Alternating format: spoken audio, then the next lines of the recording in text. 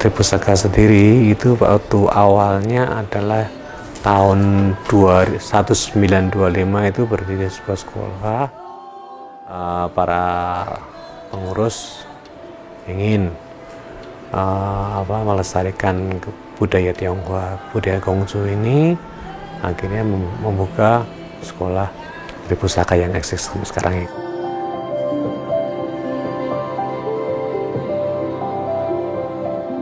Berawal dari peraturan pemerintah nomor 55 tahun 2007 tentang pendidikan agama dan keagamaan, masyarakat umat Hindu dituntut untuk membangun, mendirikan lembaga pendidikan non-formal.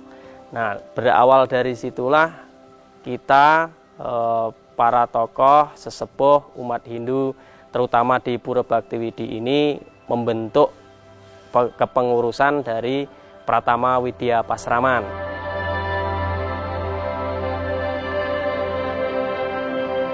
Pesantren ini berdiri tahun 2011-an pasca gempa. Dan awalnya untuk menampung korban gempa, kemudian berkembang sampai sekarang yang menitik beratkan menjadi sebagai semacam pesantren yang fokus pada pelajar mahasiswa untuk mendidik mereka jadi santri mahasiswa aktivis. SD Kanisius Gowongan sudah berdiri 100 tahun dan kebetulan kemarin tanggal 1 Agustus itu pas 100 tahun SD Kanisius Gowongan. Di situ kami mengusung temanya SD Kanisius Gowongan dalam keberagaman, karena memang siswa-siswi kami bukan hanya dari umat Nasrani aja, tapi banyak juga yang dari umat Muslim. Jadi kurang lebih ya berdiri bulan Agustus tahun 62. Kami sadar bahwa kami itu ada di sebuah negara yang Pancasila. Memang dasarnya kita Kristen, jadi berdasarkan kasih ya. Kita tidak begitu Alkitab banget, lebih cenderung kita ke etika.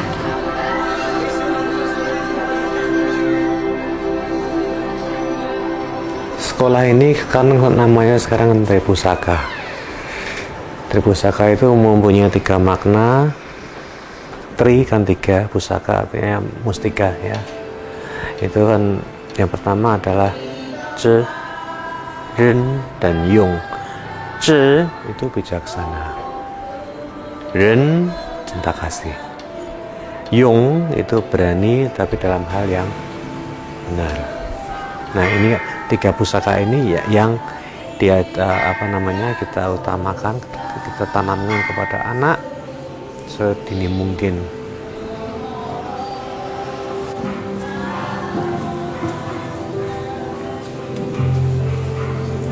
Sebenarnya nilai-nilai pendidikan keagamaan itu yang kita munculkan sebagai satu kesatuan. Dengan adanya lembaga pendidikan Pasraman ini, karakter yang akan kita bangun adalah mewujudkan siswa Pasraman itu yang berbakti, bertakwa, memiliki serada yang kuat, menghormati orang tua, mandiri, serta mereka mampu mengaplikasikan nilai-nilai ajaran agama Hindu itu sendiri. Jadi pembangunan manusia atau pembangunan karakter bangsa Indonesia kita, penguatan serada itu menjadi tujuan utama dari pendidikan yang kita kembangkan di Pasraman Widyasanti. Pendidikan selalu ada guru dan murid, dan relasi guru dan murid itu dibangun atas dasar sebuah epistemologi dan aksiologi keilmuan di pesantren yang disebut dengan sebagai adab atau etika akademik yang mengatur etika santri sama santri, santri dengan guru, santri dengan pengurus pondok pesantren, santri dengan masyarakat. Pesantren juga punya yang namanya manhajul fikr atau metodologi berpikir. Nah, manhajul fikr ini dibangun atas dasar empat konsep utama. Yang pertama adalah tawasud. Tawasud itu adalah moderat. Yang kedua adalah tawazun. Tawazun itu setimbang. Kemudian yang ketiga iktidal. Iktidal itu konsisten. Yang keempat tasamuh. Tasamuh itu toleran.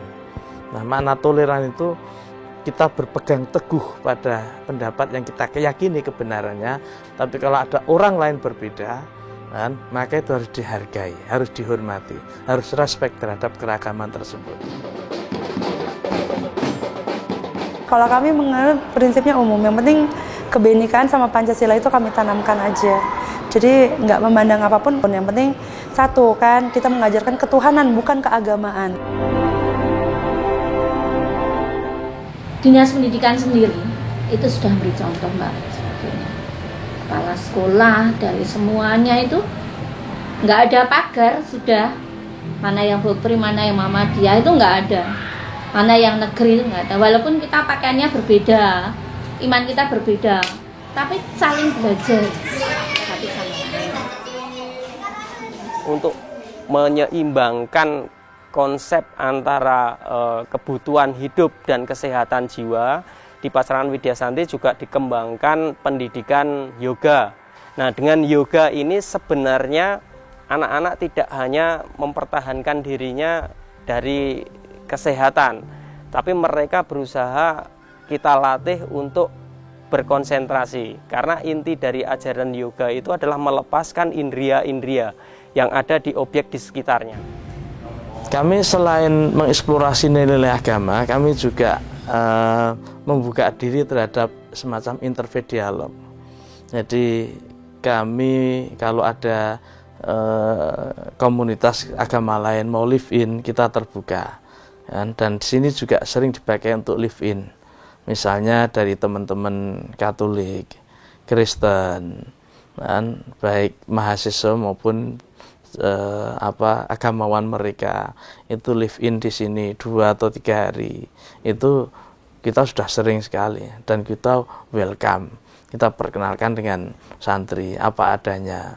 Dan kita buka sesi, kita dialog terbuka. Dan sehingga dari situ ketulusan dalam beragama itu nanti muncul. Kami di dalam pembelajaran itu juga berusaha untuk mengembangkan pembelajaran toleransi, di mana anak-anak kami yang beragama Hindu itu juga harus memahami konteks beragama pada umat beragama yang lain. Jadi kami sering baik itu keluar ataupun ke dalam, kita juga sering menerima kunjungan tamu-tamu dari luar. Mereka ingin belajar tentang bagaimana beragama Hindu, bagaimana tradisi agama Hindu, bagaimana praktek-praktek keagamaan Hindu. Kami juga sering menerima tamu-tamu dari luar, jadi dari TK Kanisius, dari SMA De Brito, itu juga sering berkunjung ke tempat ini. Dari sekolah kebinekaan, itu juga belajar ke sini untuk memahami upacara-upacara keagamaan. Di sisi lain kami juga belajar keluar untuk memahamkan bahwa siswa kita, umat muslim itu seperti ini, umat Katolik itu seperti ini, Kristen seperti ini, umat Buddha itu seperti ini. Nah, kalau nilai pesantren itu terdiseminasi dengan baik di masyarakat Islam, itu insya Allah toleransi tadi itu akan muat di masyarakat. Seandainya negara ini semuanya ada dalam orang beriman, iman yang sebenarnya masing-masing agama, maka negara ini akan menjadi negara yang kuat. Pasraman Widyasanti ingin membangun toleransi, menghargai perbedaan, menjaga keutuhan NKRI, dan tetap berpedoman pada Bhinneka Tunggal Ika Tanhana Dharma Mangrua. Berbeda-beda tetapi tetap satu. Om Santi Santi Santi Om. Terima kasih.